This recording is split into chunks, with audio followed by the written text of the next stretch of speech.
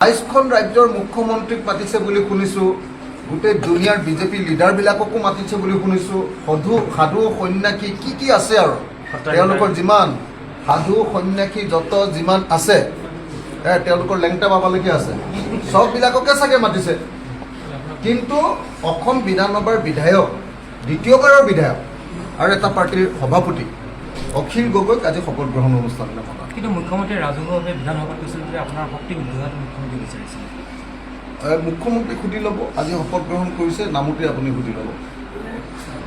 Thank you. বিৰোধী ঐক্যৰ ৰাজৰ দল বিৰোধী ঐক্যত কপালকৈ আজি আলোচনা হ'ব নেকি? বিৰোধী ঐক্য সম্পৰ্কে কোনো আলোচনা নকৰে।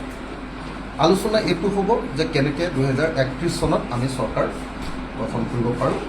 আৰু এতিয়াৰ পৰা কাম কৰিলেহে সকলোৱে গম পাইছে যে তুলনামূলকভাৱে বিজেপিৰ সাংগঠনিক শক্তি গোটেই অসমত বহুত হৈ আছে, আৰু আমি বিৰোধী দলবিলাকৰ সাংগঠনিক শক্তি বৃদ্ধি কৰিবৰ কাৰণে আমি যিমান কাম কৰিব লাগে সেইমতে কাম কৰোঁ।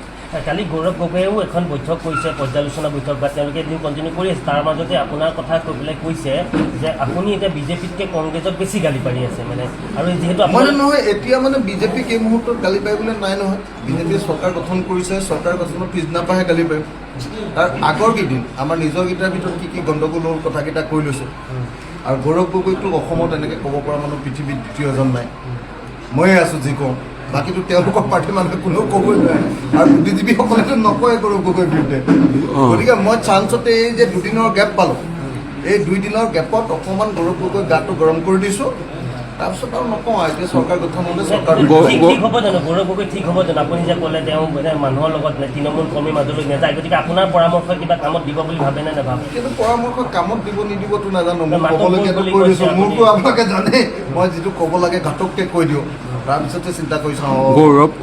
গৌৰৱ গগৈ আচলতে এনে এক ইংগিত বা ৰাইজক বুজাব বিচাৰিছে যেন আপুনি যেন বিজেপিৰ পক্ষত, কাৰ পক্ষত বুলি কয় তেনেকুৱা এটা ইংগিত দিব খুজি আছে। কাৰ পক্ষত এইটো অসম বিধানসভাৰ যে এই অধিৱেশনবিলাক হয় তাতে ওলাই পৰে।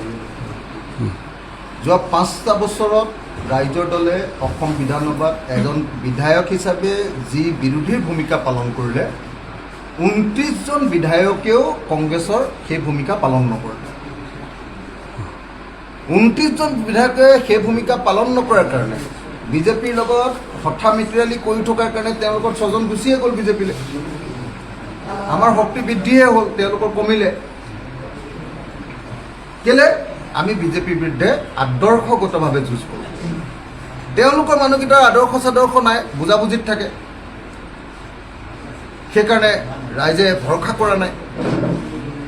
আপুনি নিজে দেখিলে, ৰাজ্যসভাত ভোট দিলে কংগ্ৰেছে, ৰাষ্ট্ৰপতি নিৰ্বাচনত ভোট দিলে, সেইটোকৰ বিধায়কে ভুল কৰিলে বুলি ভাবিলে। কিন্তু তাৰ পাছততো দলে একশ্যন ল'ব লাগিছিলে, একশ্যন নল'লে।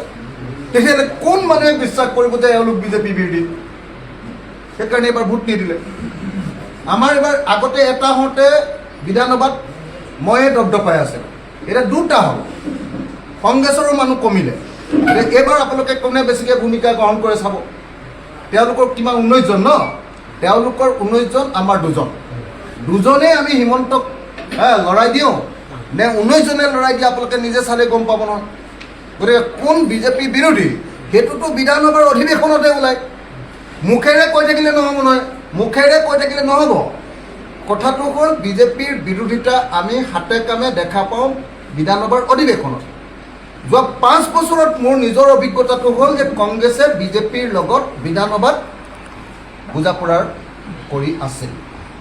মোৰ নিজৰ অভিজ্ঞতা, অকল কংগ্ৰেছে নহয়, CPIMেও বুজাবুজি কৰি আছে, নিজে মই দেখিছোঁ। যোৱা 5 বছৰত তেওঁলোকে মাত মতা নাছিল, মই মাত পাতিছিলোঁ। মাত মতাৰ কাৰণে 1জনৰ পৰা 2জন হ'ল, তেওঁলোকে মাত নমতাৰ কাৰণে 29জনৰ পৰা 19জন হ'ল। কথাটো বুজিছে? গতিকে এইবিলাক আমাক কৈ মানে গৌৰৱ গগৈ এইবিলাক মোক কথা কৈ লাভ একো নাই। কামে কাজে তেওঁলোকে বিজেপিৰ বিৰোধিতা প্ৰতিপন্ন কৰক। তেওঁলোকে মানে বিজেপিৰ বিৰোধী যদি হয়, বিজেপিক হৰুৱাবৰ কাৰণে ভালকৈ কাম কৰিব লাগে, বিৰোধী ঐক্যমঞ্চটো ভালকৈ কৰিব লাগে। বিৰোধী ঐক্যমঞ্চটো ভালকৈ নকৰে। ইলেকশ্যনৰ আগদিনা 20 তাৰিখে মই নমিনেশ্যন দিছোঁ, 19 তাৰিখে ৰাতি 11টা বজাত ডিক্লেৰেশ্যন যে আমাৰ মাজত বুজাবুজি হ'ব। ইলেকশ্যনত জিকিব নেকি কোনোবাই? তেনেকৈ 3টা গগৈয়ে কোনখন মিটিং কৰিলোঁ মোক দেখুৱাই দিয়ক। কেনেকৈ জিকিম আপোনালোকে কওক কথাটো বুজিছেনে সেইকাৰণে মই আপোনালোকক